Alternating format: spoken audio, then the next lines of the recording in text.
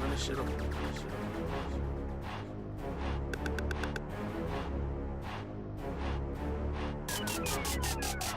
Wait up, question.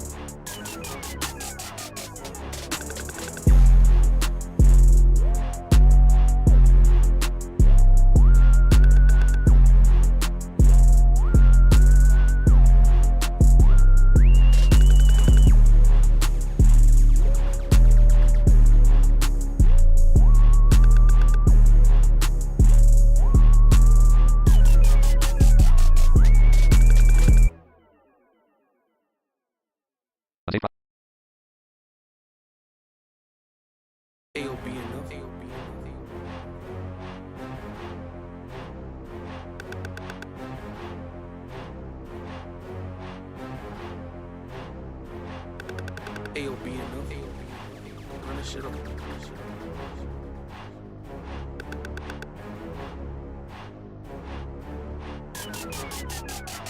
Wait up, question.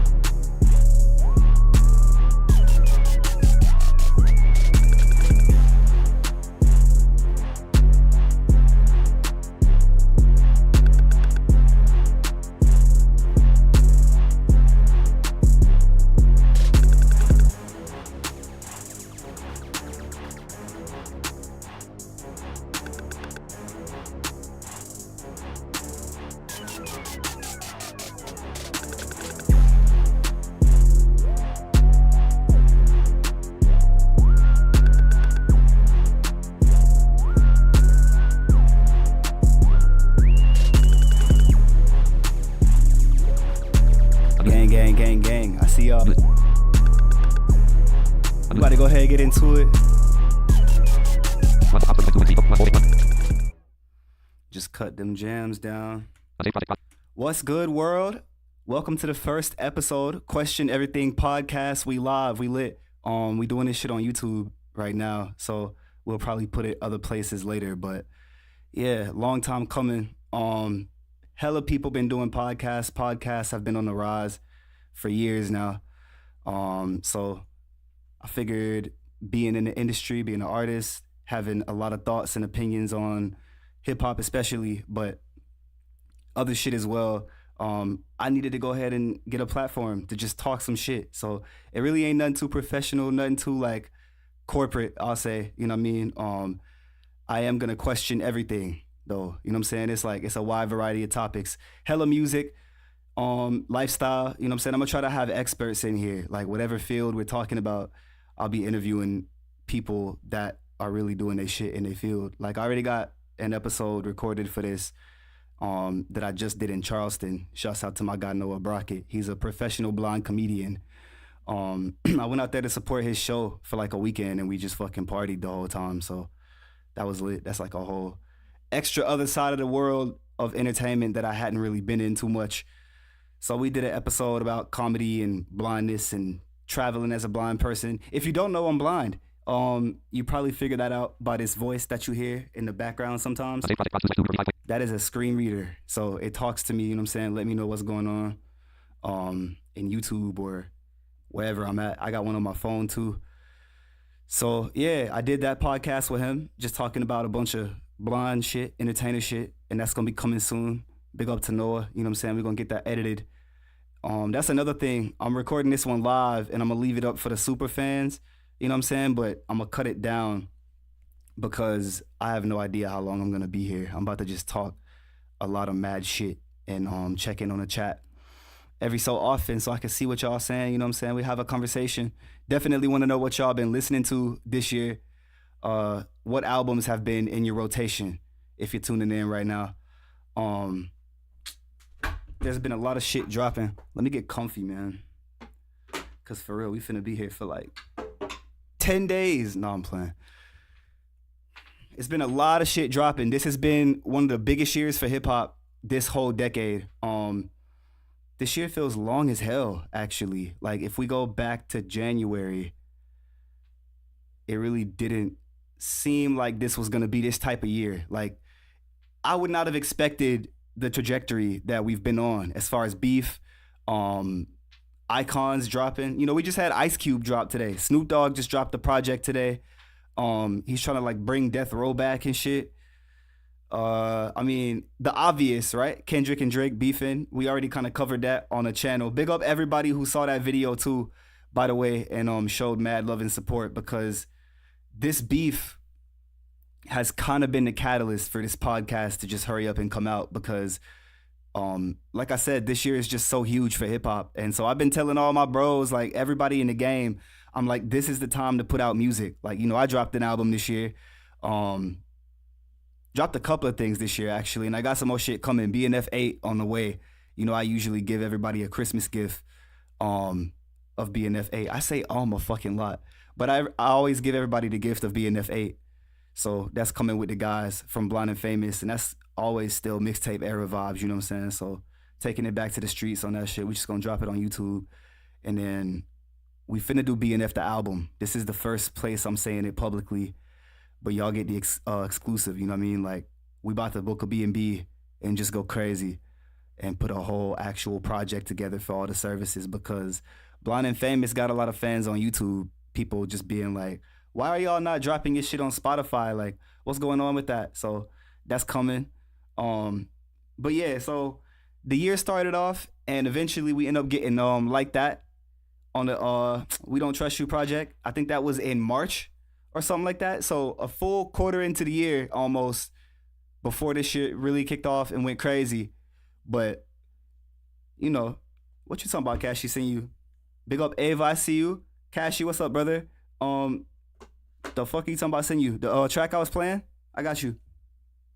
No pressure. I got you. But yeah, so we got We Don't Trust You part 1 in March. And y'all can correct me if I'm wrong, but I think it is February or March. And Like That was a bomb. If you don't know about that jam, it's Future and Metro featuring Kendrick. and he started kind of replying to the subs that Drake has been throwing because he put out the jam with J. Cole, First Person Shooter, at the end of last year, and he's saying, you know, we the Super Bowl, we the big three, Drake, Cole, and Kendrick, we the Super Bowl, which is very ironic now. And a lot of people speculated about this beef, and they said shit like, oh, this was staged and it was behind the scenes, a lot of talk and marketing. There was a whole campaign put together, and I really strongly believe that could be possible after seeing Kendrick get the Super Bowl after like the results of the beef.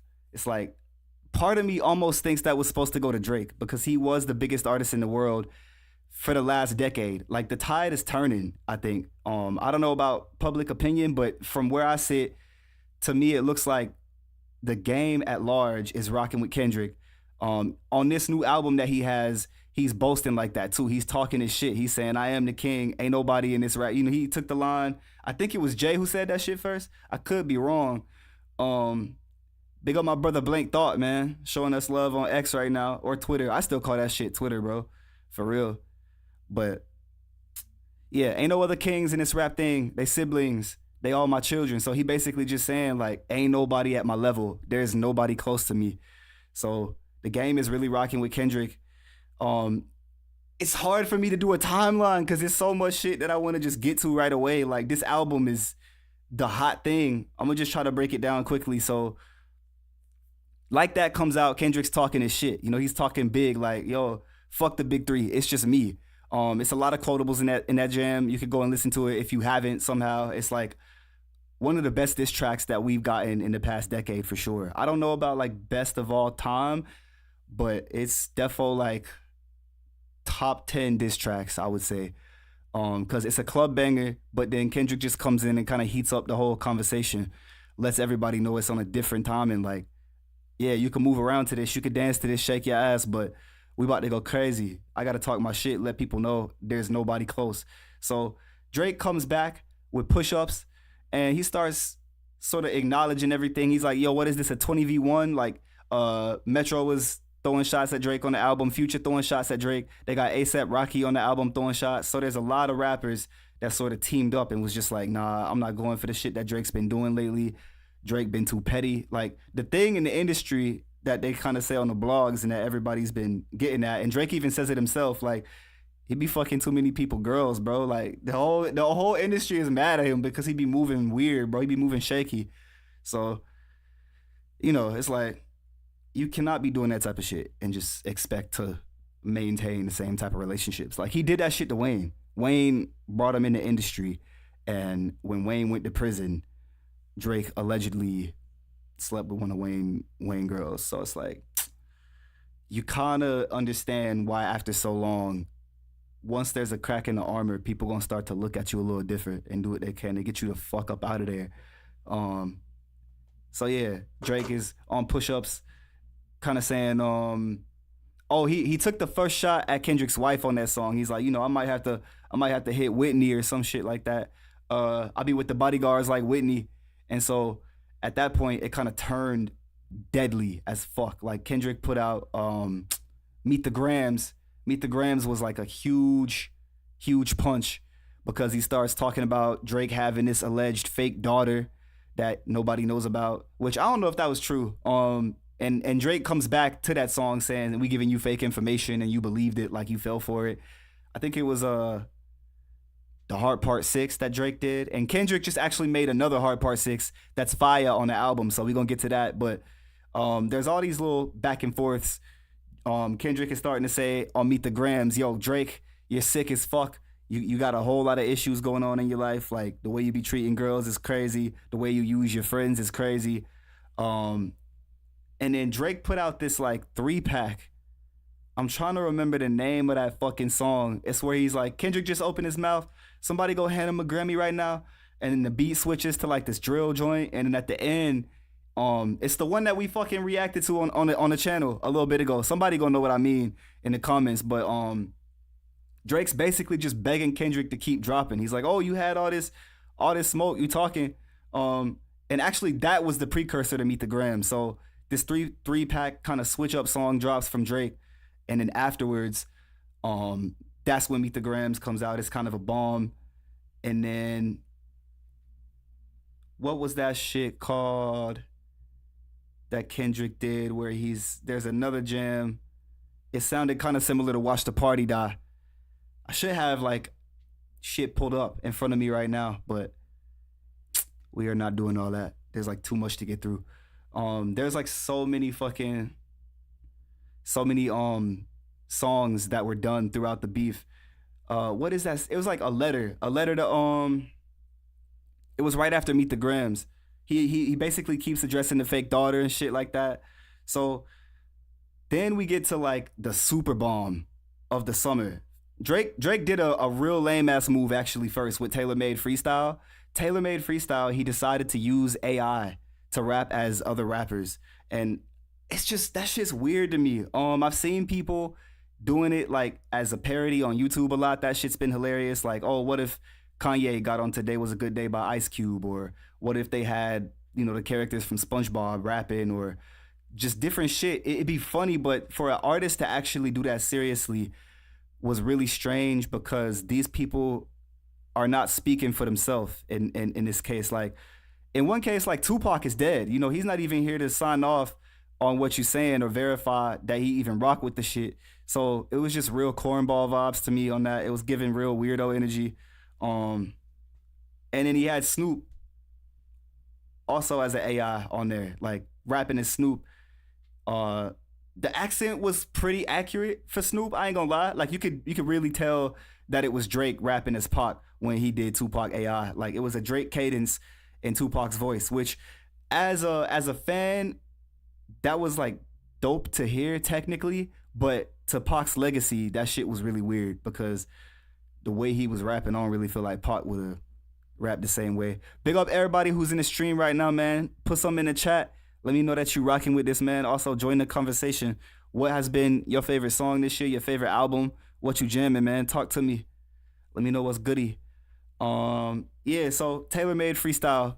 And then Kendrick just decided to fuck up the entire club, every performance, every party, everywhere with these famous 4 words, "They not like us." And when that happened, basically the shit was over. Like that was the beef ender for me. But Drake was still posting a whole lot of shit up online, trolling. Basically, since then, everybody's kind of been expectant of a Kendrick project. They're like, okay, he's got a lot of singles out. He's back dropping steadily crazy this year. This has been the most prolific we've seen Kendrick in a few years. Like he doesn't drop this often all the time. But it's been a good year like that. It's a lot of projects that have come out from other people. The Tyler Project, Maxo Cream, Corday. So we're going to get to a few of those. I haven't even listened to everything that's dropped yet. So, we'll have more episodes about that shit. We could deep dive.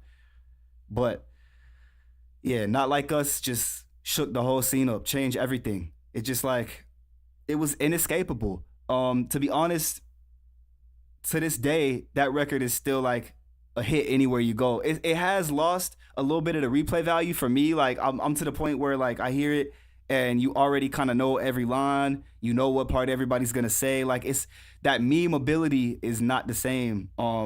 But that's just how the cycle of music goes. That's not to take anything away from the record.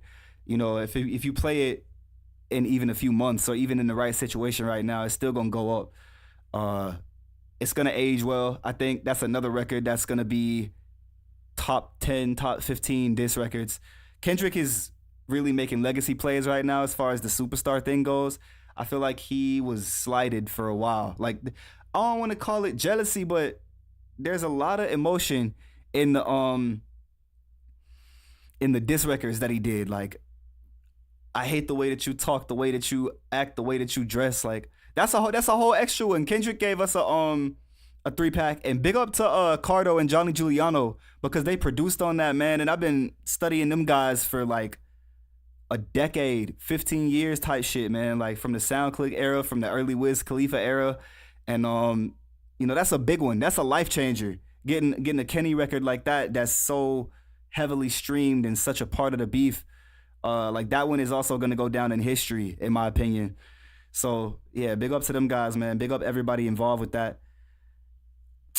Yeah, Not Like Us. It kind of got quiet for a minute. Drake knew to kind of shut up as far as music goes, because that record had so many implications. You know what I'm saying? Like so much that Drake was saying, that Kenny was saying about Drake. Like, you're not a colleague, you a colonizer. You know what I'm saying? Certified lover boy, certified pedophile type shit. Like, so many jabs, so many shots to Drake's persona and to who he is as an artist and as a person. Like, he attacked his career, he attacked his choices, you know what I'm saying? So Drake had to, even if he didn't want to admit it, he had to back up and breathe just a little.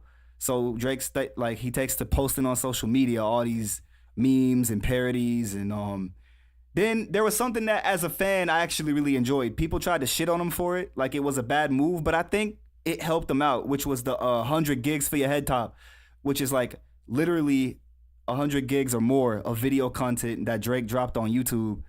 And it was fire. It's like all this different behind the scenes footage of his different eras that he was in. So recording Take Care, recording I think even some of Thank Me Later. Like, there's a verse in there that he referenced for Ye on one of Ye's like recent albums.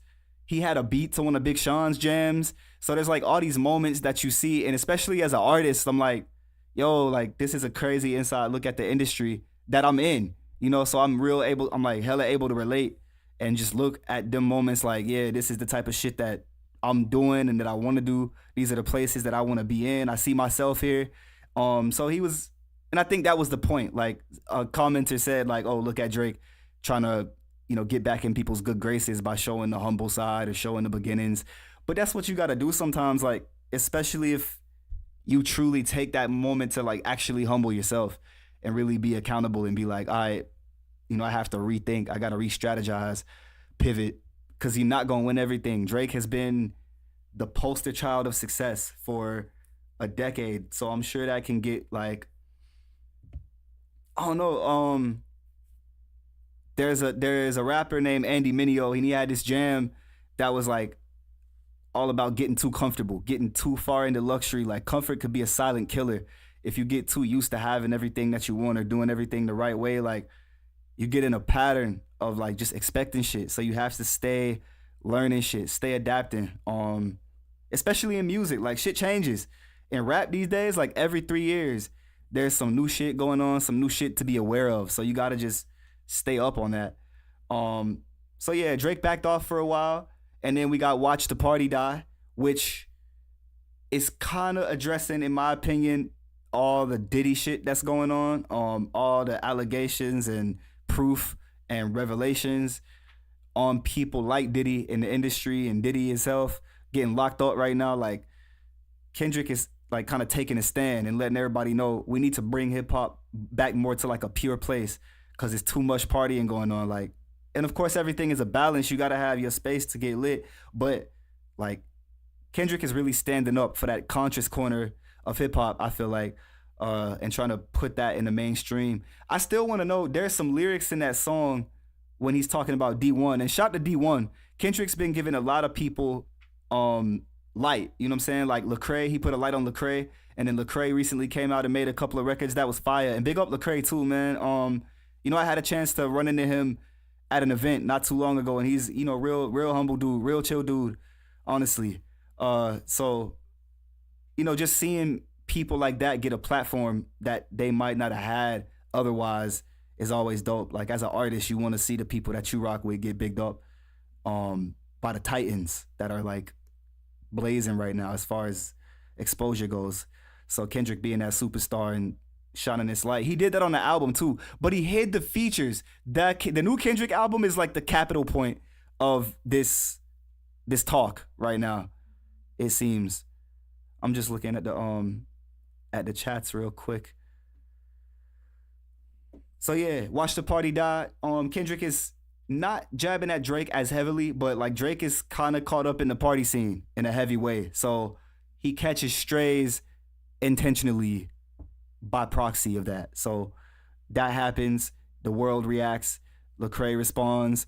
I still want to know what those redacted lyrics were that he was talking about by D1 though. There's like this line that's completely bleeped out of the last version, and I don't know why that is becoming a thing. That was done in this new album as well a couple times. Like, I think on the intro, there's a line that's just completely missing. And I don't know if that's just like for the legend of Kendrick for the fans to go and find in a few years. There's like a leak to the internet where they finally get to see it. Or I don't know. Redditors though, man, the Redditors are crazy. They'll probably find that shit in 5 hours.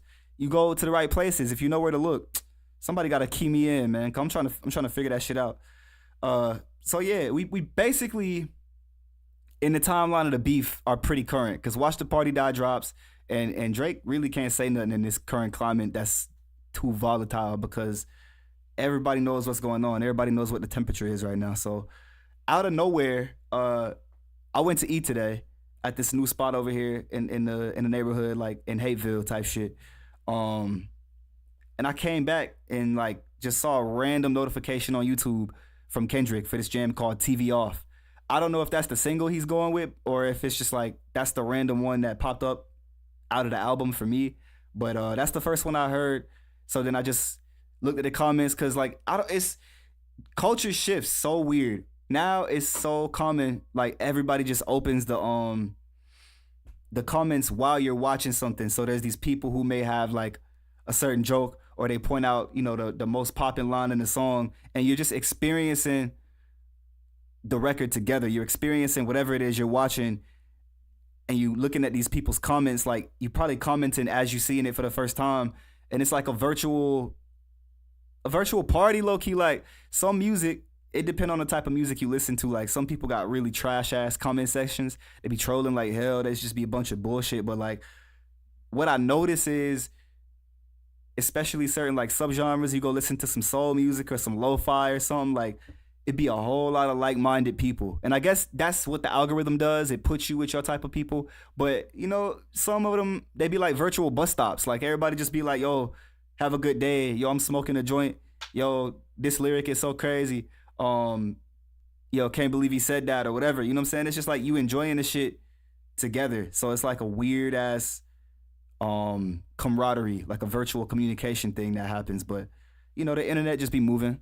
So I was looking at the comments and everybody's like, Kendrick dropped back to back on one day. And I'm like, okay, is it a 3-pack like it was before? And I'm like, nah, the way they talking about it, it seems like a full project. So I rushed to Spotify and GNX is the name. The weird thing is the whole album is only like 45 minutes long, but it doesn't feel that way. It's every song has depth, every song has content, every song is full of really potent lyrics, really relevant lyrics, current lyrics to what's going on right now. So I'm gonna just go through the track list. Well, first I guess I'll just give more of an overview of the album and then I'll just go through the track list and kind of give my thoughts on the individual jams that stuck out to me. But yeah, overall the album is real conscious, real potent, sticking to Kendrick's legacy. It fits, it's on brand, but it's current. Like Kendrick is bringing new flows. He's staying current. He's innovating. You know what I'm saying? He's staying in the mix of what's going on right now. He also, I don't know why he didn't do this. People are not crediting their features. He got some new West Coast artists on the project that I had never heard of. Y'all tap in with me if you're from Cali and let me know if these are like active folks out there that's been going crazy. But I haven't caught up. I don't know. So there's a guy on here, I think his name is Peso, but the only way you know who these people's names are is because there's a record where, you know, Kendrick's like, tell him Kendrick did it. And he has all the features do the same thing and kind of run down whatever version of their name they wanted to say in the cadence. But like, you know, my name Question ATL, I might not say the ATL every time I rap, but when you talk about me, you got to say the ATL. So it's like, I don't know who these people are, bro. Y'all got to credit y'all features. I know if it's Jay-Z or like Ye or Wayne or Gucci, T.I., like somebody hella known, like a household name, that'd be fire because it's a secret. You know, you don't really understand the level of the song until you play it and that person pop up and you be like, damn, like that's wild. I didn't even know they had a verse from this person, or I didn't even know this person linked with them. Corday could have did that, but again, I like the fact that he showed the features. Cause like some people might not know who it is. There's people in this world that are getting exposed to hip hop for the first time by these projects and getting exposed to artists for the first time. So it's like, it's better if you have the full listing, and like on apps like Spotify, you could just go right to that artist's name and go tap into their work and deep dive and like get to know the person. So as a promo thing, you want to have that there in some way. And maybe they're in the album credits. I don't know. You know what I'm saying? Y'all could tap in on that too, but I am just in favor of seeing what the fuck I'm listening to. Even before I like dive into an album, it's dope sometimes to scroll and just be like, oh, okay, like they got this person on here, they got this person on here. It gets you hype for the album. So with all that bullshit aside, let's go through the album. Just talk some shit about it. Whacked out murals. This one, I guess like Kendrick had a mural in the city and somebody came and X'd it out or got rid of it in some shit. And he's saying like, yo, I'm a legend. Like I have legacy here. There's no way you could ever whack my name out of here. Like you cannot get rid of my name. You can't put no smut on my name. And he's also kind of in this one giving some gems to artists that are coming up or to anybody that's in his position. You know, like, hey, watch what they say. You know, a lot of people say it's love, but they might just be trying to get something from you or whatever. And that's hella true. Hella true. But I gotta remind y'all, man, there are really people out here that fucking show love as well. Like, don't be getting hella cold-hearted on everybody around you, man. Like, it's people out here that will do good by you, but you gotta stay vigilant, man. Stay on your P's and Q's. Stay on your pivot and just be discerning, man. Always be learning. Always be focusing. Don't take people just at their word. But, you know, if somebody show you they cool, you gotta trust it. Cause I tell you, I was in a space for a minute where I wasn't trusting jack shit. And that shit don't get you nowhere, dog, for real. So it's a balance. Life is a balance. Yeah. Squabble up. This is one, if you are a hip hop nerd, a hip hop fan, a hip hop fucking guru like me, you probably caught this one on the beginning of the Not Like Us video. I'm almost certain that this was the snippet that I seen. I haven't gone back and verified because I'm like 98% certain that I heard this shit on the video. And this feels like a single to me. This record feels like another club banger. It feels like one that you're gonna hear, you know, people dancing to, doing memes to, TikToks to, all that type of shit. It's fire, it's dope. He's really just talking his shit on this record. Like he's letting people know again where he is and that he's not letting nobody try to take his position. He's staying where he's at right now, at the top. Now this, I'm really curious what the fans and what everybody in the game feel about Luther, because this one is kind of like some of the tracks with Blast off of Mr. Morale and the Big Steppers. Like, I think Kenny is the GOAT right now of our generation for hip hop. Like, I don't know anybody who's more consistent as far as superstardom and lyrical work. You know what I'm saying? Like Drake can compete with Kenny, but he can't beat him. You know what I'm saying? There's some people coming up that might be a little younger that may hold a space for that in a little bit. Like there's some folks that I'm looking at that might be able to compete and actually knock Kenny out the way, but it's gonna take time. Like he's here to stay for a while and he's making that clear. Like I think this is a run that's about to last for years. But in saying that, some of these records like Luther, Kenny don't really be tapped into the melodic side like that. So this feels kind of weird to me. This one feels a little off. Like it doesn't connect as strongly. I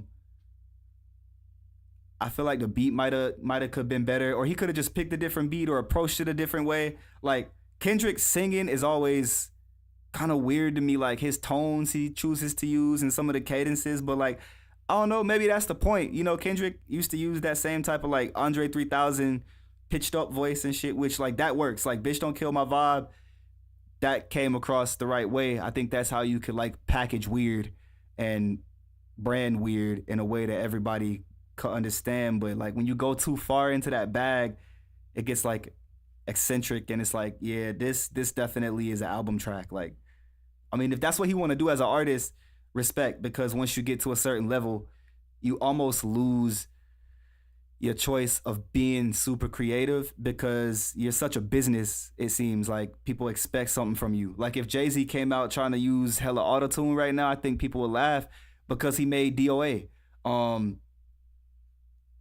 It's weird. Like you in a box in a way, but like you have to carve your niche out in the game. You have to find your sound. Man of the Garden. This record is dope. This is a deep record. More boastful shit, but it's boastful in a very conscious way. He's like, yo, I deserve the houses, I deserve the accolades, I deserve the money, I deserve it all. Basically, like every 4 bars or so, he's saying I deserve it all and naming every fucking thing. And basically saying like, yo, I'm a god in this shit. Like I've done everything and I want everything that heaven will allow. But then he kind of flips it and has a conversation with God, and God is kind of telling him truths about himself, saying like, yo, you really think you this peaceful person, but you love war. I don't know. It's a dope ass approach. A lot of talk about religion in a very approachable way, in my opinion. Like it's not very preachy. It's not heavy, but he's approaching the concept of God and approaching the concept of finding God and talking to God and finding yourself in a very Kendrick way. Like this is really on brand. Hey Now, I think this is one of the first records that has a hidden feature. I'm trying to look because I don't want to get them 2 records mixed up. But yeah, this looks like one of the ones that had some of the younger Cali artists on it. This feels like a Mustard produced record, but I don't know. I need to look. I need to go check credits on everything. I'm like previewing the records right now in my ear. Yeah, the beat on Hey Now is crazy. This beat is insane. It's like drums for the whole first half of the beat. There's like no melodies, just drums and this crazy knocking ass 808 with some 808 rolls every now and then that just keep you kind of listening, keep you focused on your toes. And then halfway through, these melodies come in and just spread the whole beat out. Like there's extra bass, hella synths, real Cali. Like this whole album is super Cali, super like faster vibes. I don't know what's the subgenre that people would call this, because I wouldn't say it's hyphy. Like that's probably old school as fuck. You know what I mean? I don't even know if niggas is making hyphy music no more, but it's reminiscent of that though. It has that energy, make you move around a lot. You know, it's a lot of the shit that Mustard popularized. It's a lot of his sound that goes into this, but I'm sure there's mad other producers holding it down. Reincarnated is crazy. If I'm not mistaken, I think Tupac had a song of the same name.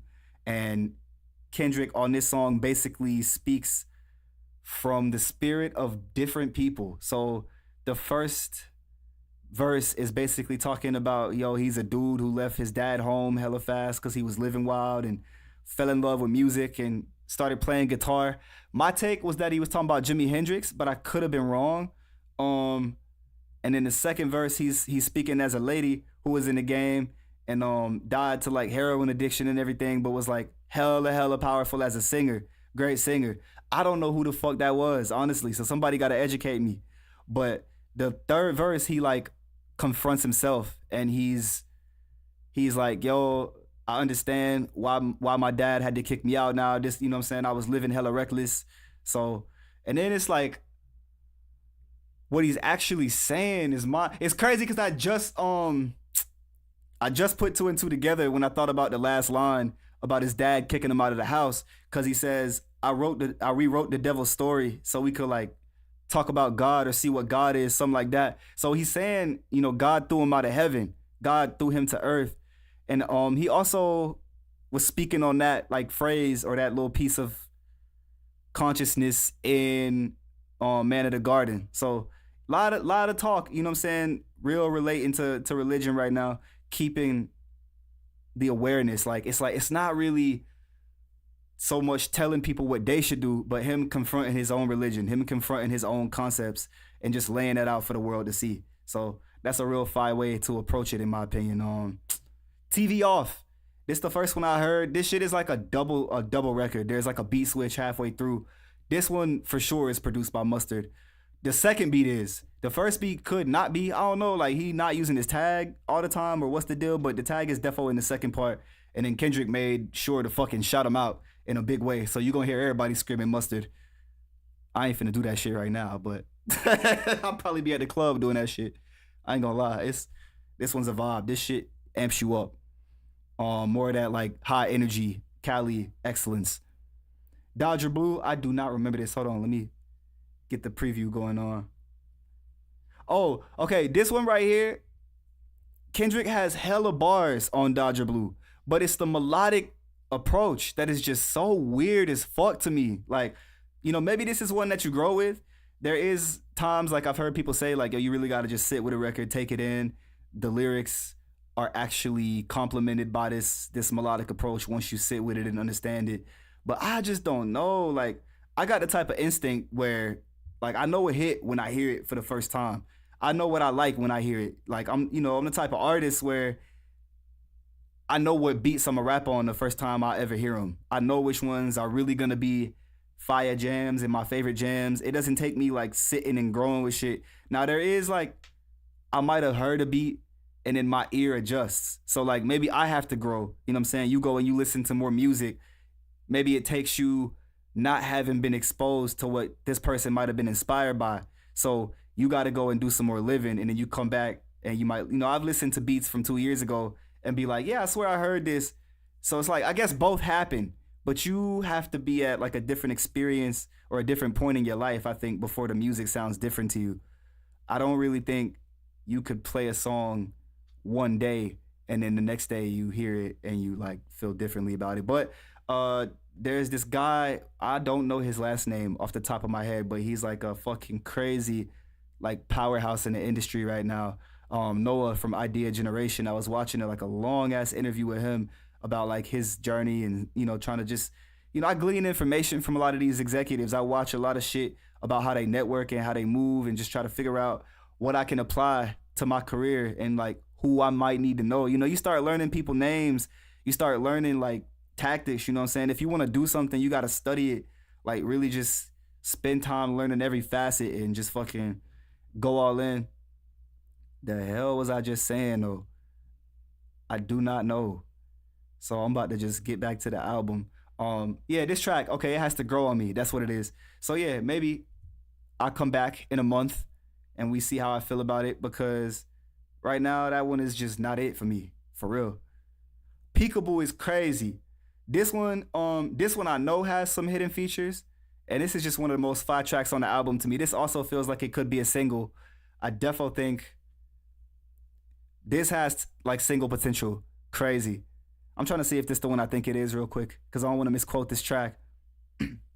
Yeah, this is the craziest hook. What they talking about? They ain't talking about none. What they talking about? They ain't talking about none. What they talking about? They ain't talking about none. That's all he says in the hook. But that shit is crazy as fuck. That shit catchy. That shit's about to go. I'm telling you. Now we get Heart Part 6. And I don't know if he named it Heart Part 6 on purpose to like not have it confused with Drake's The Heart Part 6, because I'm pretty sure Drake dropped that. I could be misquoting that, but that's where my brain is at right now. This one is fire. This one is like a story, kind of like a timeline narrative track from back when Kendrick was first starting.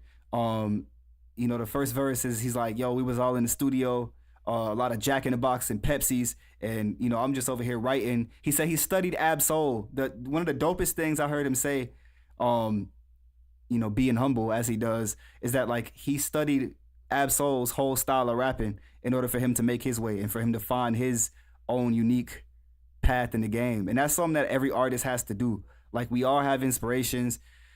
Nothing is truly original. Like, everything, there's always a new spark, and that's the key, is finding a way to incorporate what you like in a new way that nobody has done.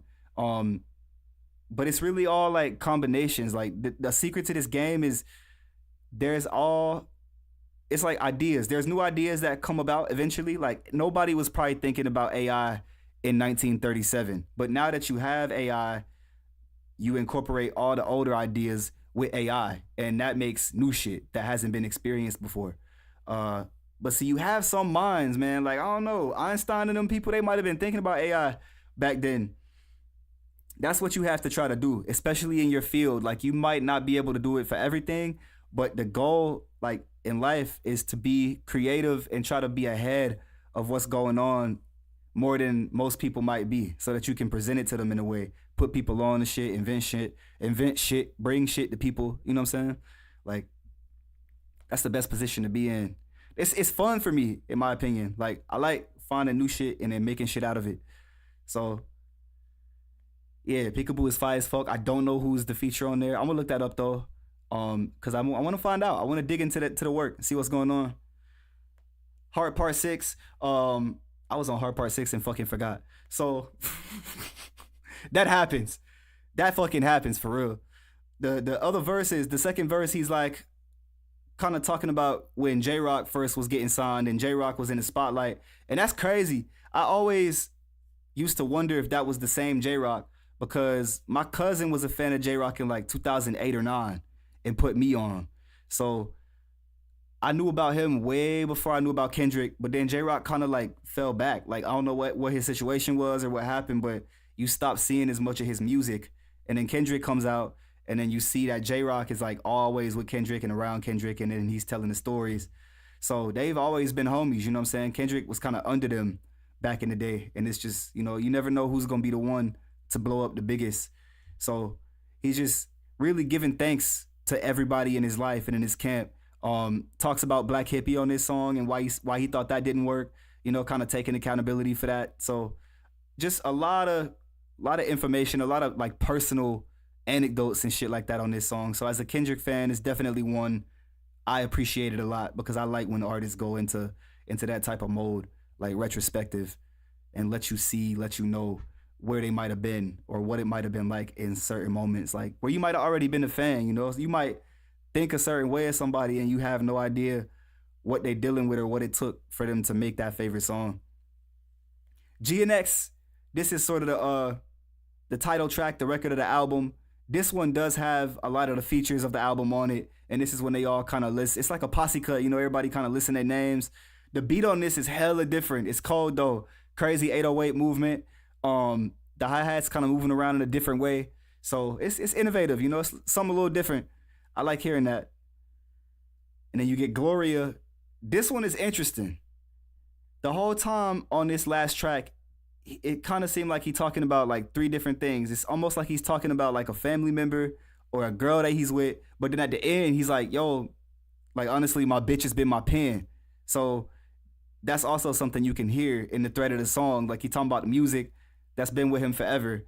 But it's also like there's certain things that he say that are very much about like a girl or about a relationship with somebody. So, you know, often as artists, we might write a song and on the surface, it's about one thing, but then there's like some personal messages to people we know in there. It might be like, you know, extra shit in the record so that the song is kind of an entendre, you know what I mean? It might be like, okay, a great example. I was just doing a show playing like classic hip hop and you got Pete Rock and CL Smooth. They reminisce over you.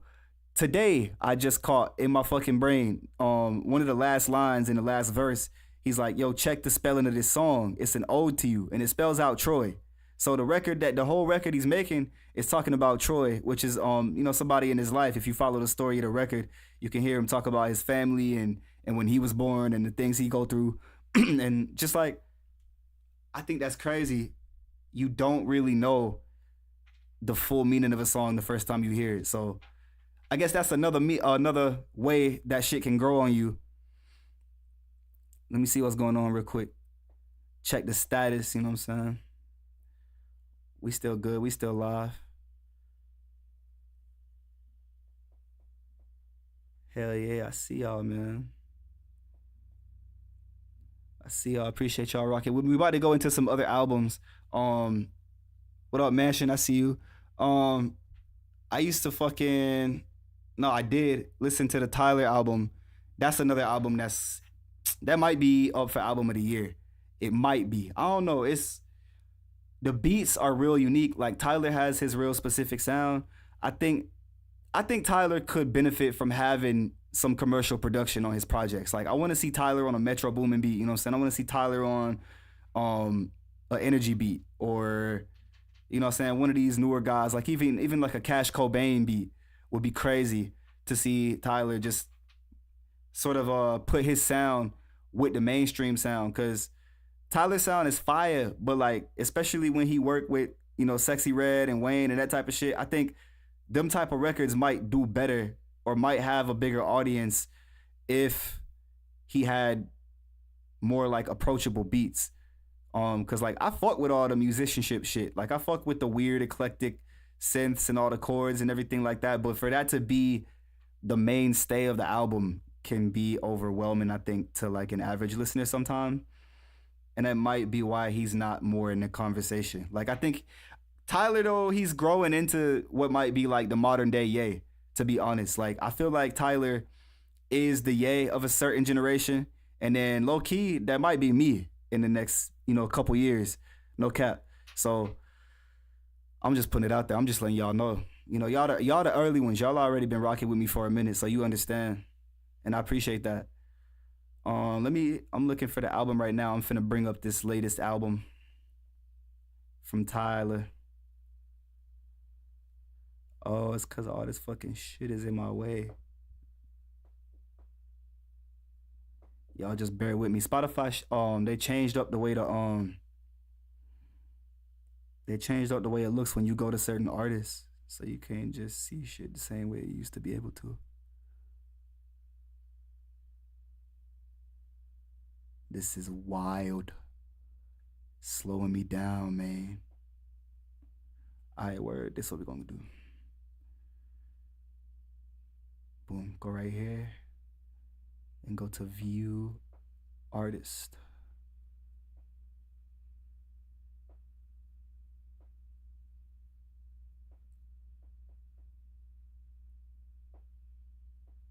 Perfect.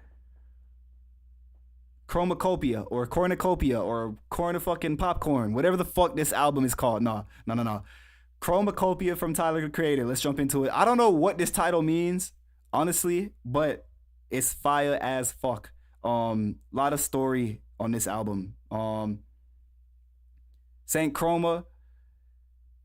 This really is just like it's a palette for your ears. Tyler is always coming with the intro, so he's got Daniel Caesar, putting some nice vocals on here. He got his mom all throughout the album as well. I think that's his mom. I'm pretty sure that's his mom. So there's like all these skits from her, you know what I'm saying, the whole time just punctuating the album, giving Tyler advice, letting him know certain shit not to do or to do. So yeah, Daniel's kind of saying Chromacopia. Then these drums come in. It's like hand claps, you know what I'm saying, stomping feet, these like tribal vocals in the background, these like low grunts, chants and shit. And then Tyler comes in with the whisper flow, some yin yang twin shit. He's like half growling, half whispering. It's fire though. Honestly, this beat kind of remind me of Can't Hold Us from Macklemore and Ryan Lewis. Big up Ryan Lewis. He had crazy, unique production too. I wish I would have heard more from him. There's like a fucking girl or some random person screaming in the background of the beat, like saying hi or something. So yeah, like classic Tyler the production. What the fuck did I just say? Nah, classic Tyler production on that shit. I cannot talk right now. I don't know what's going on with me. Ratata. This one is also like super Tyler production. It sounds like the like early Wolfgang era, like kind of a screech synth for the main lead, and then all these like percussion drums and shit. And Tyler's back on his like deep voice shit, just talking this shit. This one really is just like a flexing jam, to a degree.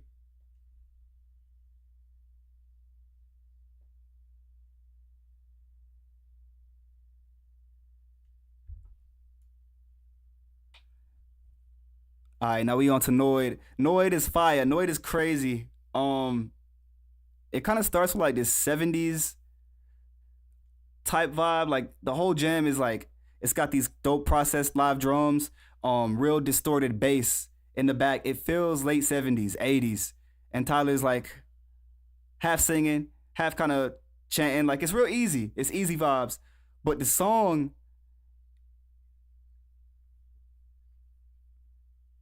I'm like previewing this shit right now too, because I haven't listened to this album since I heard it for the first time. I would play it on YouTube, but they'll probably end the stream. So I'm just listening to it on Spotify to myself. But y'all can go listen to it if you haven't. I encourage you. But yeah, the jam, what's the word for that? Like, it's got like opposite vibes. Like the music is really happy, really calm, kind of funky in a way. But the record, the lyrics themselves are all about Tyler being stressed out about the people around him checking his locks on his doors a whole lot of times because he's in the crib by himself. Like, kind of just the fears that come with fame and like the psychology behind how you feel being famous and not really trusting people, not trusting nobody around you, being paranoid of what somebody might do or say. So he's kind of illustrating that with the ad libs. He's got like a lot of wild like screaming in the background, different guest vocals.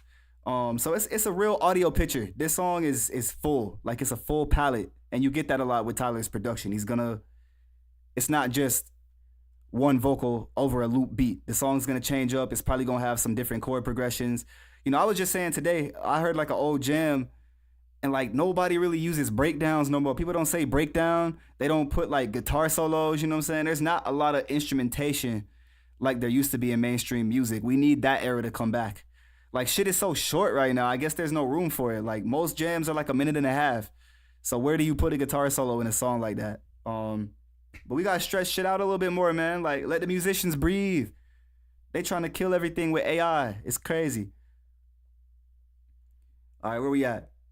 Darling. This song is really funky, really like lo-fi inspired, but it's mellow though. It's really, I would say jazz, but it's more like on a neo soul type end. It's got Tizo Touchdown, who's a new artist that's been coming up. Tizo's dope as fuck. I would say Tizo's kind of like a punk rocker on the hip hop end of things still. Like he's in hip hop. He probably raps. Like he could rap if he want to, but he usually be singing. This also feels like a very like obviously Tyler the Creator beat. The chords, the sense in here. He's also using like the mouth clicks like in the same way that Pharrell had and Drop It Like It's Hot. So I don't know if it's to pay ode to that or if that's just like a coincidence, but it's fine.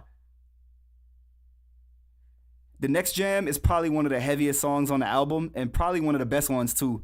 One of my favorites actually because it's done really well. It's called Hey Jane.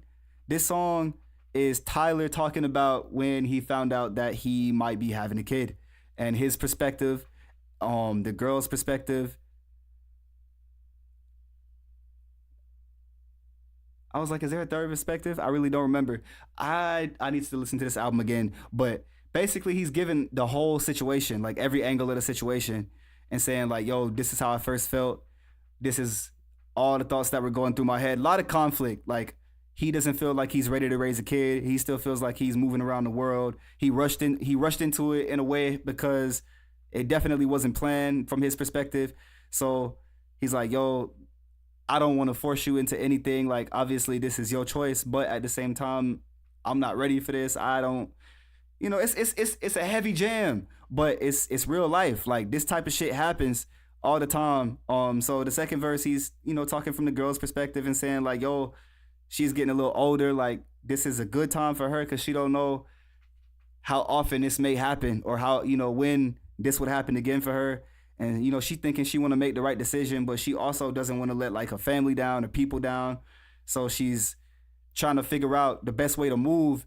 And her main concern is that she want to make sure that they still stay in contact, that they still stay chill. So it's interesting because at the end of both verses, he's like, no pressure. So it shows you that everybody's kind of in a difficult spot trying to make the right decision as far as the situation. And then following that up, you know, this is like really a 3-song concept right here because the next record is called I Killed You. And it seemed like partly he's talking about like having an abortion, but then in other parts of the record, it also seems like he might be talking about like his ego or, you know, bad habits in his personality or parts of him. So this is a complex jam. This album covers a lot. Definitely something that I plan to run back like a few times. Definitely encourage you to go play it if you haven't. One of the heaviest albums that we probably got in hip hop this year. Judge Judy. This song is really cleverly named first. I think it's hilarious. He's talking about a girl named Judy actually in the record. Talking about a situation that they had together and how she was saying like, yo, just don't judge Judy. Like whatever's going on, just keep shit honest, keep shit real. Don't judge. And I don't want to ruin the story. The story is dope as fuck. I ain't gonna take you through the whole thing. this one especially is one that's best heard, through all the way without spoilers. So we'll leave that. Sticky. Now this one is a huge one. Tyler actually credited his features, which I'm thankful for. Glorilla, Sexy Red, and Wayne, which I was like kind of surprised to see Wayne in that mix. Like the record makes a lot of sense actually. Like it surprisingly really works well. But when I saw that feature lineup, I was like, what the fuck is this about to be? This is a very traditionally produced Tyler beat, in my opinion. Like you can tell it's Tyler the creator. I'm gonna be laughing my ass off if I end up like being wrong and Tyler had nothing to do with this beat, but this feels like him. Even the way the record starts, the way it progresses, everything in this feels like his ideas, his direction. So pretty sure he was at least involved in the production for that. Take Your Mask Off. This one is a slower record. Am I lying to you? Let me make sure I'm not lying to you. Oh, I'm lying to you. Nah, this one's calm. It's calm, but this is not the slower record. I was thinking about the outro. Yeah, I don't really remember too much from this record. Nothing like hella sticks out. But the vibe is like hella chill. The music, the instrumentation is very like jazz reminiscent in a way. So that puts you in a good mood. It's mellow.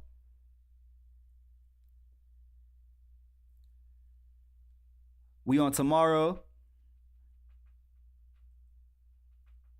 So a couple of records right here, like I don't have too much to say about these. Like these don't really bring up anything. They don't really stick out to me heavy, but I need to just go back.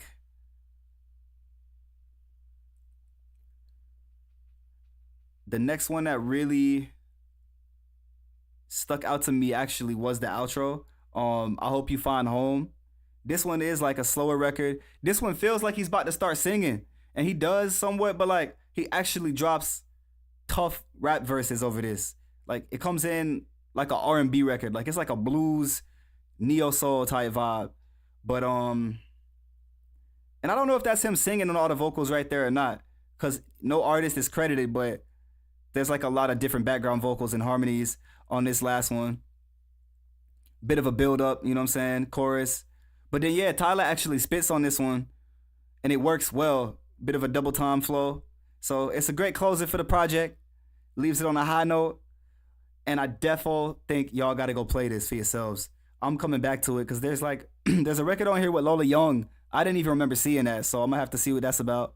A couple of other features too that I'm seeing I need to check in with. But I'm gonna do a couple of more albums, man. I'm feeling good. I'm finna just see what's going on with the chat. Make sure we live. That one was probably a little quicker than the Kendrick album because this Kendrick album is just on everybody's mind right now. That's like the most fucking like important thing today. Yeah. Appreciate y'all rocking with me, man. Appreciate y'all tuning in. Again, if there's a favorite album of yours from this year that I haven't got to yet, then holla at me. I'm surprised Cashy not getting on me. Like, why you ain't talking about that Chucky, boy? You ain't got to that Chucky yet. I heard Chucky's latest album. I went through and listened to it like a week and a half ago. That is a fire new style that's bubbling up. Like, it's crazy where drill and hood trap is going right now. Like the youth, the youngins is pushing this shit far. The production's getting innovated. You know what I'm saying? The flows are crazy as fuck, but like they work in a certain way. Like niggas just be walking on the tracks, saying whatever they want to say. I ain't finna hit the weed right now. I ain't got no weed packed up. I ain't gonna take no time. I'm about to go ahead and get to this other album. I'm gonna do 2 more albums tonight. And then if y'all have ideas for some other albums, we'll do those another time. This nigga Tyler really got a song called I Killed You. I mean, I guess that's not the wildest title, but you just never know what you're gonna see. Shouts out to hip hop for that. We be having random ass titles, like all the time. Where we going? We're gonna go to Maxo Cream.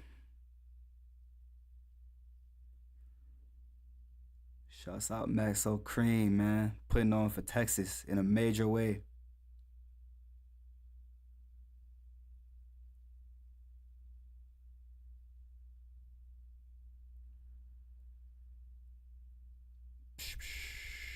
Let's get to the album. I can't believe I gotta go through the artist this way. Like, they done switched up the fucking flow on Spotify. Personification. The name of Maxo's new album. It just dropped like a week ago. Mo Murder, the first track. This one does stick out to me. The production value on this album is insane. I have not looked into who the fuck is behind this. I think Hit Boy has at least one on here. I don't know how many he has on here, but like the way this entire album was put together is just fucking genius. Maxo has this one lyric that repeats throughout the album. He's saying something like, "I'm the Crip John Wick." Something like it's like a couple of songs in the project. He brings back this one chorus a few times, and it's thematically accurate as fuck. Like every jam that it's in, it fits. It makes sense. There's some storytelling on this album, so I'm gonna just go through the track list, tell you what I remember, what I'm feeling about the production. Mo Murder. The one thing I'll say, they got Maxo's voice like hella over processed. Like not like super over processed, but it just feels like the compression could have been a little less. It feels like, I don't know, like the production is dope as fuck. The mixing is pretty solid everywhere else, but there's just some times where Maxo's voice is like so present, especially as far as the bass goes. I do not know what that would sound like if you played it in a car, but I don't know. Mixes work differently on different speakers too. So yeah, the record starts off like a film. Like you hear this beat kind of speed up as if it was like a record player. And then Maxo comes in singing like low as fuck, like low in his voice, deep as fuck. It sounds like kind of raspy, like kind of crazy, like low-key off. But then when you hear what he's saying, it makes a lot of sense. Like the jam is called Mo Murder, Mo Murder.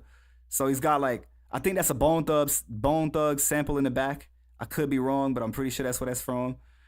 And he's just telling a lot of shit from his life.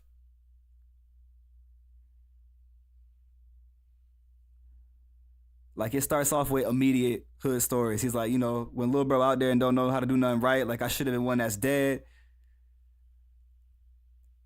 I'm back sipping juice. I ain't been linking with nobody. Screaming murder, murder, more murder. So he's just setting it up from the jump. Like this is the angle we going from.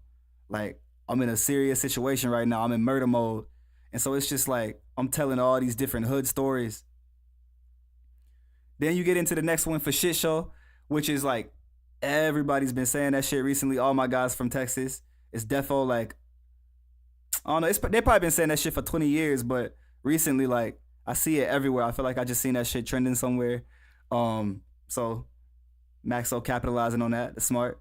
Get a record called for Shit Show. I like the beat on this one too. This beat is like real bouncy, real wavy. Then he's got a jam with Tyler. It's crazy we just came from the Tyler album. And then Maxo drops this. And also this record feels like a traditionally Tyler produced beat. Weird production or weird percussion, crazy ass distorted bass in the back, like this weird synth.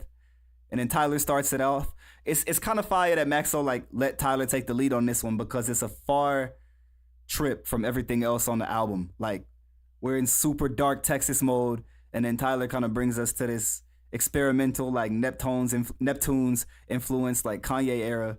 You know what I'm saying? So that shit is tough. Street Fraternity. This one, it feels like a Mad Lib type beat. Like it's real sample based. You would almost call it like drumless.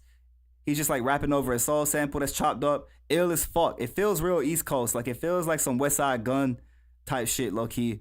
But that's just showing the versatility of artists, man. Like also, you could be from anywhere and rap on any style of beat if you take the time to know how to approach it. Goddamn, I'm talking too much. Let me clear my throat. So yeah, Street Fraternity, man. This one is about one of his little homies wanting to become a Crip, going through what it's like in the hood when you see everybody around you gang banging. And so this guy's like 11 years old and he going to people around him telling them, yo, like, make me a part of this, put me down. You know, I want to be what y'all are doing. So they trying to warn him like, oh, yo, you ain't ready for this shit. Like you a little homie. He's trying to prove himself. He going out on missions, you know what I'm saying? Like doing suspicious activities, you know what I'm saying? Selling shit, taking shit, doing whatever he feel he have to do to prove himself. So that's just a story about how that goes and how that could happen in the hood in Texas. And then we get into Big Homie. This record is crazy. I think there's a beat switch in this record, if I remember right. I could be wrong, but it's just the transition between Street Fraternity and Big Homie and then how this album develops. This might be where we get one of our first repeated lyrics that pops up throughout the whole rest of the project.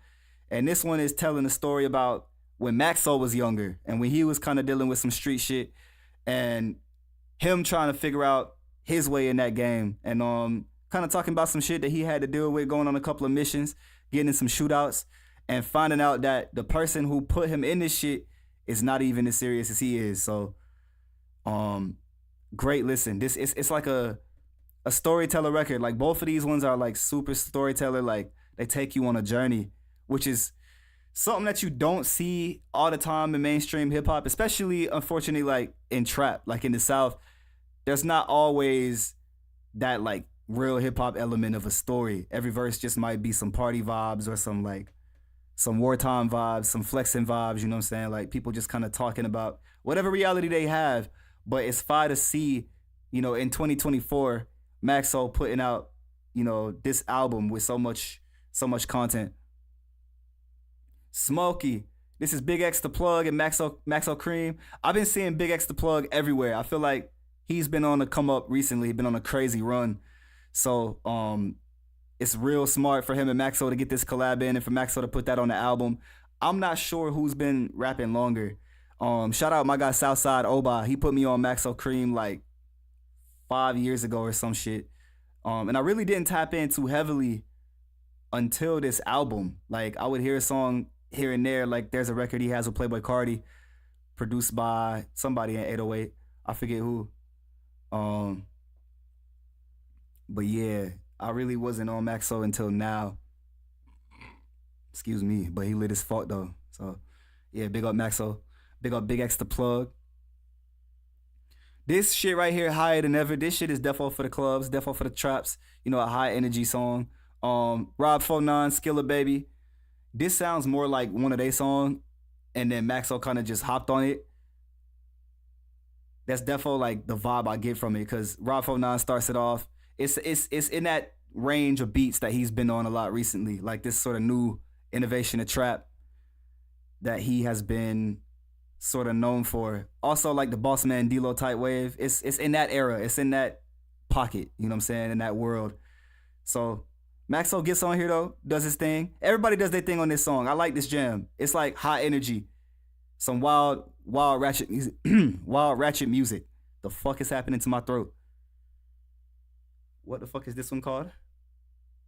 Drizzy Draco 2. This shit is crazy too. This one is some more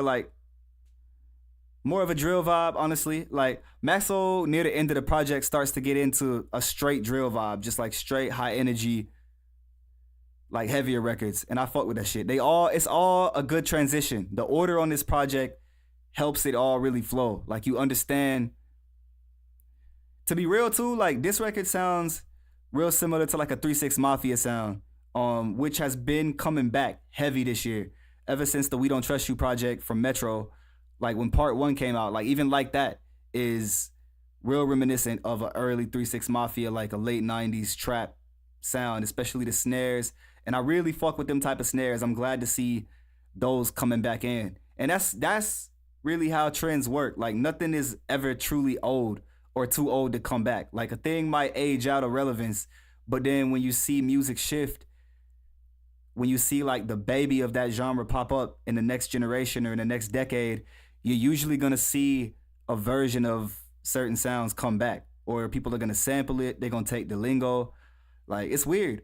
Things go in cycles, and you'll see it if you look long enough, or if you go back through history too.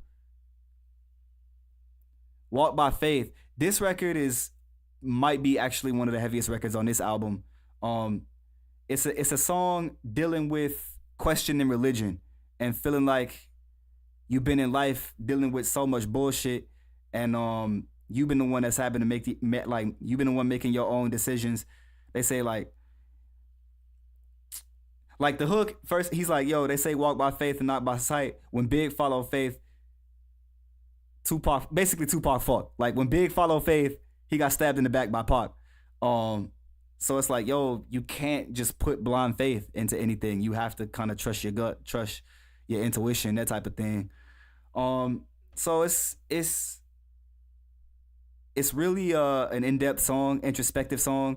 I like the fact that they're talking about it from this angle because it's not outright saying like, yo, God doesn't exist, but it's saying, yo, maybe you need to be more accountable. Maybe you need to be more in charge of your life and focus on taking responsibility for getting what you want. And then you still have room to believe in a higher power. But like the way I take this is like, yo, faith without works is dead. So if you have faith, like that's good, but your faith has to propel your belief. Like, you know, if you believe in something, you're going to do everything in your power to go and get it. Like I believe I'm one of the dopest rappers and musicians in this fucking generation. So I do everything that I can to push my shit forward at every chance that I get. So, you know, it's a tough balance that you walk. And everybody has a different approach to faith too. Like I don't think no two people's idea of God is alike. Drop Top Impala, we get into the end of the album. This is another one that's like showing love to the politics because he got Zero on this one, who's like one of the hugest artists in Texas, a legend in Texas. Like his status is unshakable as far as I'm aware, you know what I mean? So another big connect, you know, a nice link up to see, I would say, different generations coming together on this one because I feel like Maxo's a little younger. I could be wrong on that, you know what I'm saying? My Texas natives, show love in the comments, let me know what's the deal, but that's my perspective on this record. That's my view of it. That's how I see it. Bibles and Rifles. Again, that juxtaposition coming from Maxo, and the beat on this one is so smooth. Very like new style drill beat, innovative drill beat. This one actually reminds me of some Cash Cobain shit. I wouldn't be surprised if he produced it. And Maxo kept his normal type flow. You would think that he might try to go for like a drill flow on this or approach it the way somebody else has been doing these records, but I think it's dope. Like he found a way to make his own pocket fit on these new drill beats. And it sounds real consistent. The content is there. You know, it's another record just talking about what he's facing in his life and his own angle, how he has to confront shit. But I really fuck with this record. This is probably one of my favorite records off the album, just cause it's drill. And y'all know how deep I've been in the drill for like the past 5 years or maybe more. Drill EP on the way, by the way. It's long overdue. Like I should have been dropped that shit, but really the longer I go, the more I hone my sound. So it's good. Like I ain't even tripping off not dropping too early cause I done got better and better and better.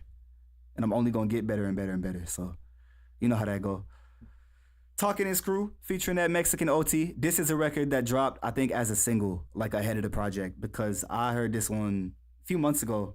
I really like this record. I have it on a couple of my playlists. I smoked to this one. You know, this is like when you play riding around, or just like at the crib. Definitely a slower record, but it's definitely like it's riding. You know, you put this in the car, it's going smack. Bang a bus. Another drill record. I forgot about this one. This one is kind of in the same pocket as Bibles and Rifles. It's like a slower, melodic type beat, but Maxo is just doing his thing, talking his shit on this one. The chops on this beat are actually fire as hell. I like how, you know, the intro starts out and shows you kind of what the sample is, but then it goes into this like rhythmic chop that follows, that the drums kind of follow. Like it's hard to explain, but if you're a producer and you hear it, you know what I mean. Fire to see drill in this space, and the samples that are being used. It's weird. It's not like a normal sample you might expect on a drill beat. Trigger Man with Denzel Curry. This one I think might be the one Hit Boy produced. They got like a classic vocal sample in the back. Again, this feels really reminiscent of 3 6 Mafia, late 90s, evil kind of wicked vibes. So This is actually the last track on the album. And Maxo is on some weird shit because on the intro, he was like, yo, when you start getting this type of money, they feel like you in the Illuminati. And then on this song, on the outro, he's like, yo, I got a secret that I ain't told nobody. I think the Illuminati trying to get me or some shit. So it's like, what the fuck, bro? Like, what you talking about? What you dealing with? And the fact that those kind of bookend the album is a weird little conspiracy, we'll say. You know, you never know what could be behind that or what the fuck is going on. I don't know how deep that rabbit hole goes, but that's a different YouTube channel. That's not what we doing over here. Yeah, so again, run this album back. As soon as I heard this, I had to pass it to my guy 12C because, you know, he's like the biggest star out of Texas in our blind community, you know what I'm saying, as far as hip hop goes. And we've been working on a lot of music this year, you know, big up my brother. It's crazy as fuck to have him, you know, be in BNF with us and support what I got going on, because I grew up watching the 12C, man. Like, real talk. Like, I used to watch his battles with my brother. He's a person that showed me that it was possible for a blind person to actually do this shit, like, at a professional level. You know, it's like, I could get real deep and real nerdy. I'll try to just break it down quick. Like, it's a concept. Like, when you see something, a lot of times it create a pathway in your brain and it shows you more of that thing in your life because you can only focus on things that you're aware of. It'd be a lot of shit going on around us that we might not even really focus on or pay attention to on a deep level because we don't choose to, because we haven't been taught that that thing is important. So if you have people in your life that show you throughout your life, like, yo, you can make this happen, you could be famous, or if you have icons that you could look at, people that look like you know what I'm saying, or are like you, then you start to really believe seriously, like, yeah, like, I'm doing the right thing, I'm making this happen. This person is already doing that, and so of course I can do it. Like, why would I think I couldn't? I see somebody right in front of me showing me that I can do it, but I want to do it better. I want to do it this way. I want to do it my way. So, you know, and I look at a lot of celebrities like that. I look at celebrities and I'm like, yeah, like, okay, of course, like, the thing you got to realize is we all people. Like, everybody is just a person. So if they can have success, if they can have this type of money, you know what I'm saying, there's no reason you can't find a way to make shit happen for yourself. It's just a matter of putting in intentional focus and work. Like, you have to work at it every day. You have to be smart about where you put your energy and your time at. You can't do nothing that doesn't work for you. If it doesn't benefit your goals, fuck that shit, for real. Like, you cannot waste time on anything for anybody. Now, if you have a job, you know, you got to have a means to an end. You know what I'm saying? If you have to stack your bread up, if you have to, you know, maybe you hella young and you have a parent that doesn't support your dreams and you have to, like, you know, you still got to find a way to balance everything. You got to, yeah, I could talk for a long ass time about that shit, but let me just pull up this Corday album real quick. But yeah, you gotta just stick to your goals, man. Just stick to your hustle. Keep grinding. Anything that you want, you can have it. You know what I mean? Like, I been thinking about doing a podcast for a long ass time. And then in the last month, my artistry just been going crazy. Like, ChatGPT know a nigga now. I got fans in like damn near every state. I've been booked, you know, to present at different places as a professional rapper. Like, they looking at me as nothing but what I am, the rising star, question ATL. So now for me, it's just about pushing that shit bigger, bigger, bigger every way that I can. So that's kicking it with y'all, you know what I'm saying, in the chat, doing the pod, doing streaming. I might come on here and play games. I got to see if anybody trying to do some gaming tonight. That might happen because I'm really in the up mode right now. I'm feeling it. And as long as I'm feeling this shit, I'm going to capitalize off of it. Take advantage of it, man. Do what I can for my people and my family. And I'm really talking a lot of shit right now because I'm looking for this album. You know what I'm saying? But yeah, big up y'all, man. Big up everybody who's been through the stream, tuning in, man. Whether you left a chat or you was just shy and didn't want to say hi. All right, man. The Crossroads. This is also one of my favorite albums this year. This album is really reminiscent. Reminds me a lot of the first early era of Kanye, like the college dropout era, because the true fans know about the go getters and motherfucking all the shit he was doing before he actually, all the D Dot Ghost production and shit. I'm not talking about that. That era is fire. We'll leave that to the Redditors and the YouTubers who really be out there studying. But I feel like Corday is a Kanye fan. This album is like strongly reminiscent of that college dropout, honest, genuine lifestyle, like just kind of speaking about your come up, telling stories about childhood type of shit. Like, it's fire. It's fire as hell. So let me just, because again, I have not listened to this album all the way through since it came out. Probably a couple jams have come out, you know what I'm saying? Okay. So intro is crazy on this. It starts with just like some real nice harmonies, vocals like R&B, just ooze, man. With like some effects and processing on it. And then because the jam is called Crossroads, it comes in with the Bone Thugs sample. These albums are connected in weird ways because I'm pretty sure the Maxo album had a Bone Thugs sample, and now this album does. And the album before that was Tyler, and then Tyler was on Maxo's album. So it's all threaded together, and I did not plan that, but there you go. So yeah, Crossroads from Bone. He's just kind of having like this nice melodic instrumentation behind it. And then we get into 06 Dreamin', and this jam is fire as hell. This is like a storytelling jam about kind of his childhood and his mom actually being talented in music. I wonder if that was his mom on the vocals on the intro. Also on this song, I think there's some background harmonies and R&B vocals. So I wonder if that's her. I hope it is. That's fire. And I also hope that he found a way to give her songwriting credit, because like, this record talks about she had like an American Idol audition. And so he was like so sure that his entire life was about to change.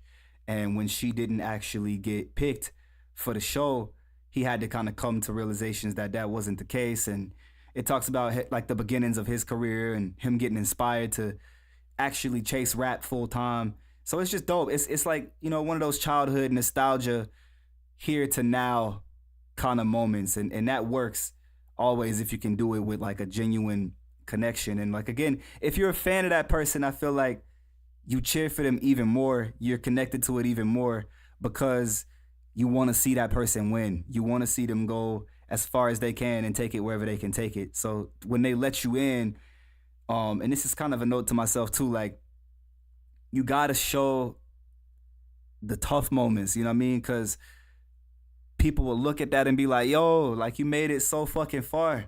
Like, look at this shit now. And it's weird because things don't feel different gradually. Like, you'll look up and realize some shit different. You'll look up and be like, yo, like, I've actually had my shit viewed by over 200,000 people in the world. And like, you don't notice that until you see it somewhere and you be like, bruh, this shit is crazy. So yeah, the album's starting heavy, like heavy in a powerful way, because the next jam is Back on the Road with Wayne. And this one, Wayne sounds great on this record. Like, he is showing up in top form. You know what I'm saying? Like, he's still delivering insane verses. This beat, it's like really in a trap sort of pocket trap. I don't know what the exact word is. Style, I guess we'll say. Real trap influenced, but Defo still has like some hip hop drums. Like, it feels like a Boy Wonder-ish type of beat. I doubt it is, but it could be. And then another feature, he's like heavy with the features right in a row. Summer Drop with Anderson .Paak.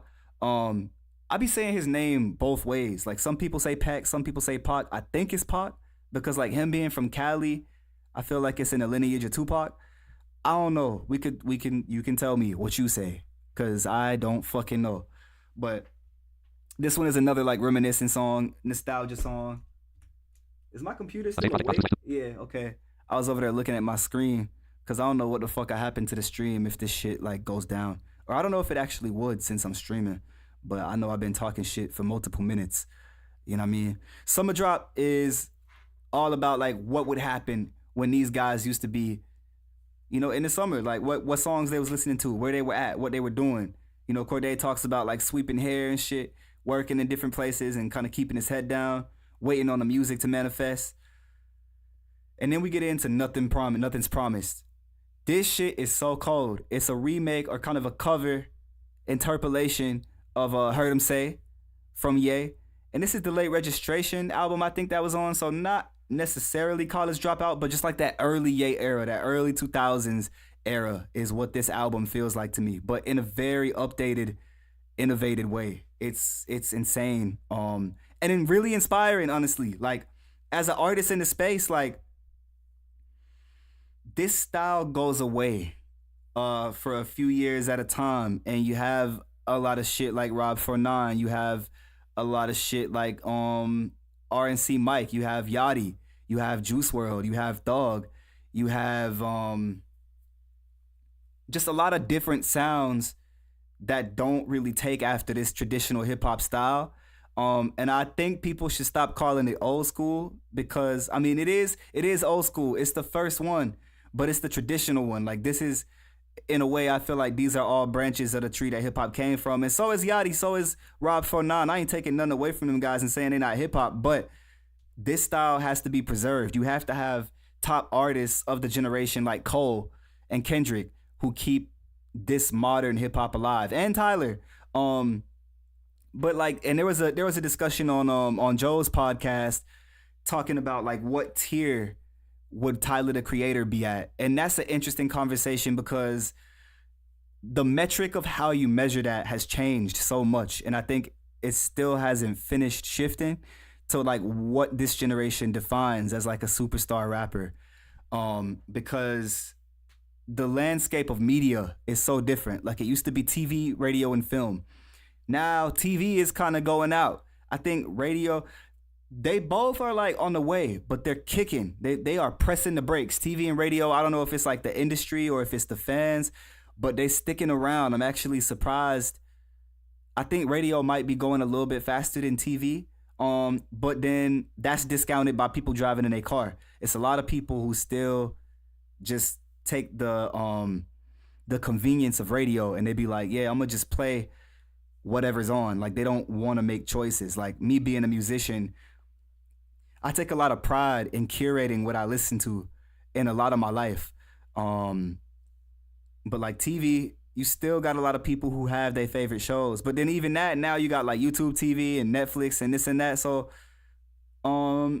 it's not about who has the most poppin' music video. It's not about who's just in music or in movies or has the most songs dominating the radio charts. Like sure, you have like this thing with TikTok now where you can kind of like radio tends to follow what's trending. You look at what's going up on the gram, what's being used behind the most people's posts as a sound.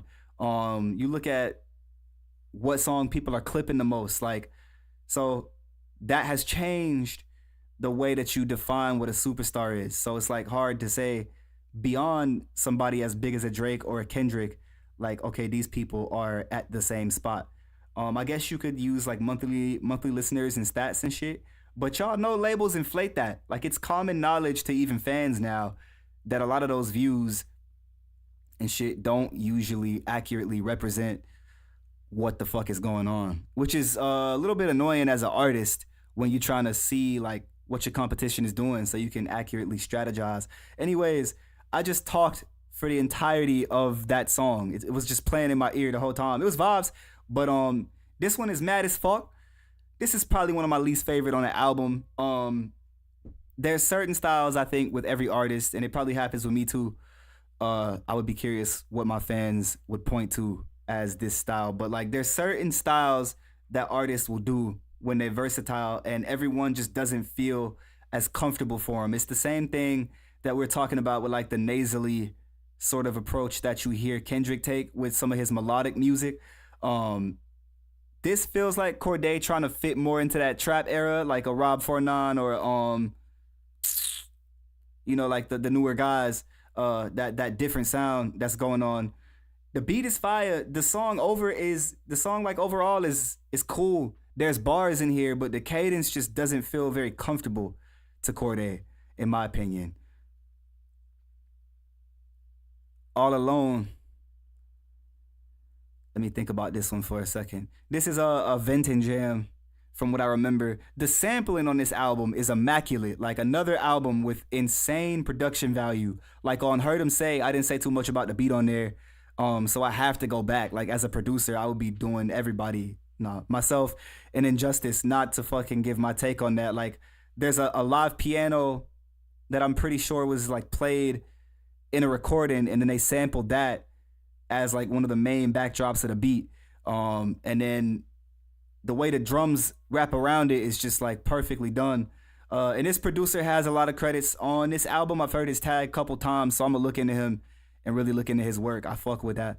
This one though, All Alone, there is a vocal sample that seems like it's been sped up. It's a soul sample, but the pitch is kept the same. So it gives like a similar vibe to like the way the Chipmunk vocals used to be, with like the real fast vibrato on the voice, but you can still kind of tell the character or the vibe of the person singing, in my opinion. So that's fire. And then you have drums that are like slightly processed. It sounds like there are some sample drums in there, but there's also some use of live drums. Like maybe some live drums were sampled and then the producer just used a certain kit. I'm not exactly sure. I love seeing people go into the process of how we all make our different drums. Let me take a quick look at what's going on over here. If you're still sticking with me right now, I appreciate you, man. We've been in this shit for a minute. It's love, you know what I'm saying? I'm just tapping in with the people real quick. All right. Looks like we good. Look like we Gucci. When the fuck did people start saying that? I never see it. This one is one of the best done trap songs on the album, in my opinion. Assisted by Juicy J, one of the kings of 3-6 Mafia, one of the kings of Memphis. You know what I'm saying? Is that even accurate, yo? Are they from Memphis? What, like, somebody tell me, what the fuck is Orange Mound exactly? Is that different from Memphis? Is that in Memphis? I feel like 8Ball and MJG are from there. I'm not sure if 3-6 is from there. I think 3-6 defo reps Memphis, and then 8Ball and MJG might rep Orange Mound. So help me out. Make sure I'm accurate in my geographical trivia of hip hop. I never played hip hop trivia, but I feel like I might be fire at it. Maybe that's something I could host, actually. Ideas. So yeah, this one, a little bit more flex rap, you know, Cordae just letting you know about his life, like where he's at right now. I feel like this album is Cordae putting in his bid to be more of a mainstream rapper. Like, this to me feels like Cordae has been working on his craft and really wants to be more taken serious in the hip hop conversation, just in general. Like, this feels like he's coming to solidify his spot in a generation as like one of those new conscious types.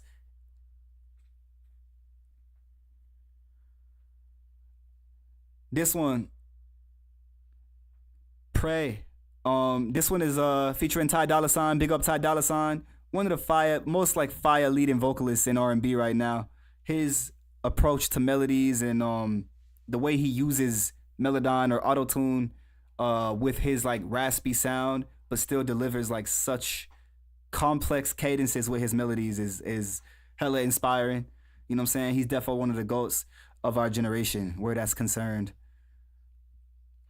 From what I remember, this one's kind of like a relationship jam. You know what I'm saying? So, you know, Cordae kind of reminiscing on a past situation, as far as I recall. The next one that sticks out to me, Saturday Mornings. This is another one from Wayne. I really am curious about the extent of Wayne and Cordae's friendship. Like, it's dope to see Wayne on 2 features on such a younger artist's project. Like, Cordae hasn't really done an incredible amount of work in the game yet. Or I'll say like an insane amount. Like he has not had the same output that like a Tyler has had or a Kendrick. He's on the come up still. Like I'm not trying to diss him at all. You know, I fuck with the project, I fuck with his artistry, but I think it's fair to say he has a ways to go as far as like notoriety and recognition. So for Wayne to bless the album that way is a fire stamp of approval. I think that's gonna help people start to recognize where Cordae is trying to be at. And I could be wrong. Like I'm actually really curious. Like you don't seem to see Cordae like in social media too much, or like, you know, Ye is the type of person that is on some crash out shit, bro. He gonna say wild, polarizing, controversial shit in every interview. He's gonna do things to sort of get the reaction. So Cordae just doesn't seem to be that. He seems to be the opposite of that, in my opinion. So yeah.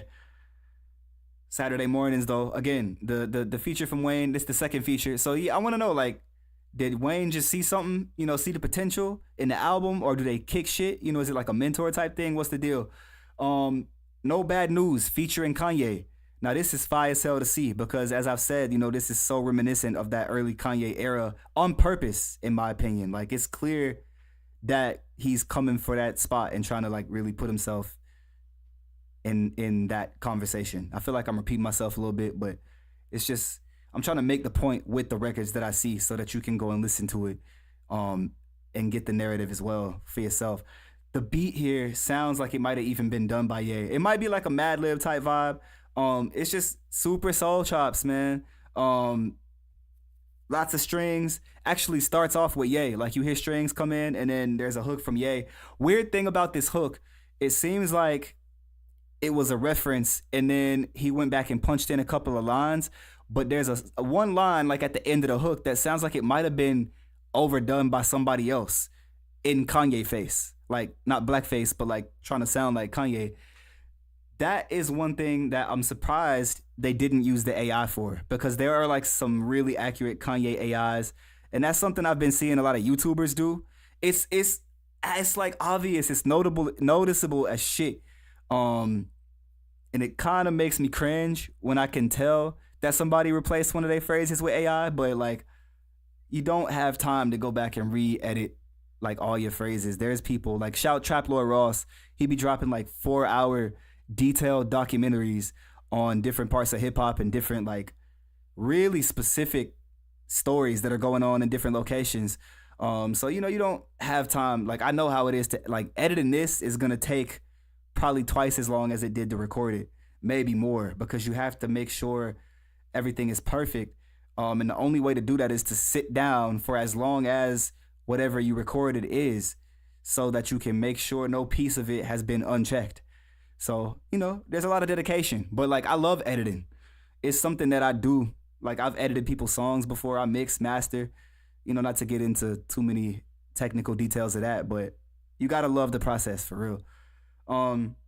So yeah, this one's talking about Cordae being a new dad, you know, dealing with life around him and trying to kind of turn the world off, just get away from everything, you know, no bad news today. So I don't think Ye has a verse on this, which speaks even more to the fact of this being like, just thinking from an artist's perspective, I wonder if Ye had this as a throwaway or just as an idea. I don't want to say a throwaway, because sometimes you start something like with the most like excitement and intention of going back to finish it, but life happens.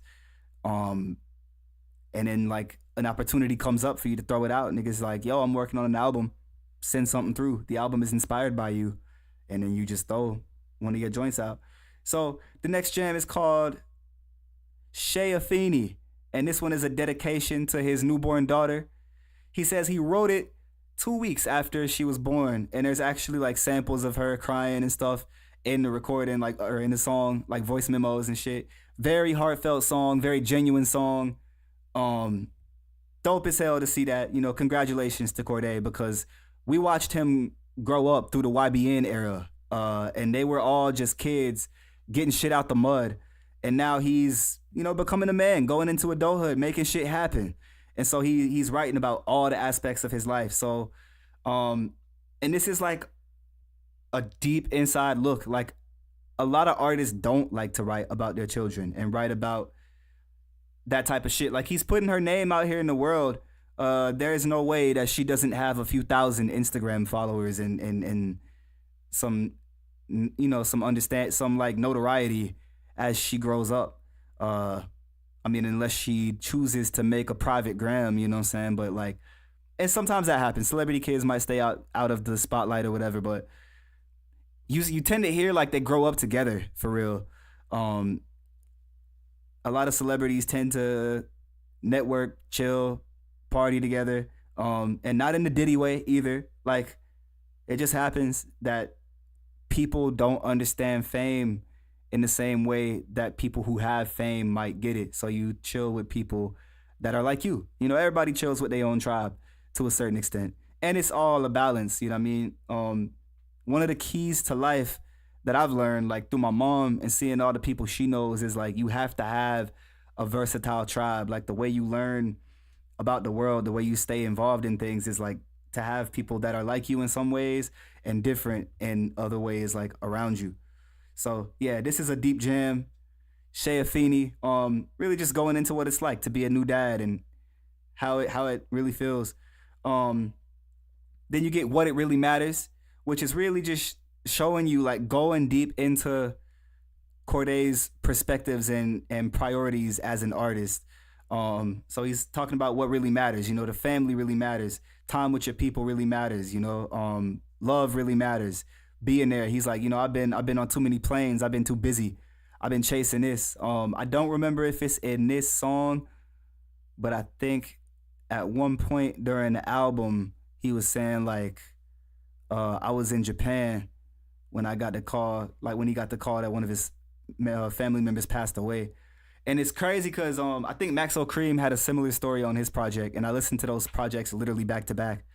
So now I'm trying not to get shit confused, but that's what happens. I was gonna record this podcast a week ago, but then the day like flew by, and I ended up going out like that night. So that definitely didn't happen. I didn't come back until the next day, and then I slept for like 6 fucking hours. So it's kind of like divinity that it went this way though, because we got the surprise Kendrick drop, so that made this like even better, way better. So yeah, What Really Matters, and then Syrup Sandwiches with Joey Badass. What's up with this one? I do not remember off rip. Oh, it's real traditional hip hop. This one is like not really a posse cut, but just them kind of showing off the lyrical, talking they shit, going back and forth. The chop is dope as fuck as well. Like I feel like this sample might be a famous sample. I don't know exactly where it's from, but I think it's something that's been used before. It's like one of those ones that's a fabric of hip hop, you know what I mean? Like it reminds me of Tribe actually, like some Tribe Called Quest shit, some Q-Tip shit. I've been saying a lot of shit reminds me of Madlib today, but it just is. So let me see. Now You Know. I think this is another one by the same producer who did Nothing's Promised. It feels really soulful. Another one about family. It took me like 10 seconds to remember what the fuck this song was about because I've only heard it once. But this is the one I think where he's talking about like being in Japan and just traveling a lot and shit like that.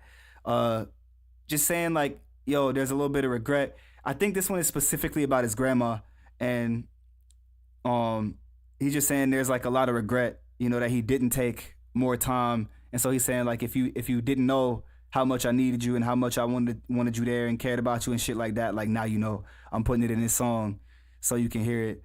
And just on a personal note, man, like not to go too deep, but they talk about that fight with the existence of God, man. So you got to try your best every day to tell these people this type of thing while they still here, because you actually never know if you'll get to see people when they leave Earth. So we all got to try to be a little bit quicker to speak the truth.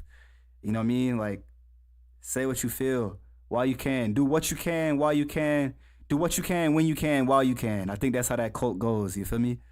Um, as y'all can see, I just be on a whole lot of like giving random tips out. Tits, not tits. That's good. That's good. Two tens. This one is kind of a funny track. The last one on the album is a bonus with Anderson .Paak. He's just going back and forth with him. Again, this is two of the only people featured on the album, and they both have two features. I do feel like Cordae and Anderson .Paak are both like pretty good friends. This track even feels really brotherly. It feels like they both just kind of bullshitting with each other, talking shit, going back and forth about like kind of like talking about girls, but talking about how they both deal with girls and like two different perspectives. So they both just sort of trolling each other. You know what I mean? That's the vibe I get from this. So yeah, man, we done made it through a few albums today. If you stuck with me for the whole time, you fire. I appreciate that. Love, love, love. Drop a fire in the chat right now if you stuck around the whole time, you know what I'm saying? And I'm finna slide out of here. Make sure you follow me everywhere, man. Question ATL on Instagram, YouTube, Twitter. We are not calling it X, except to say we're not calling it X. But yeah, y'all be easy, man. Stay up. Focus on your goals.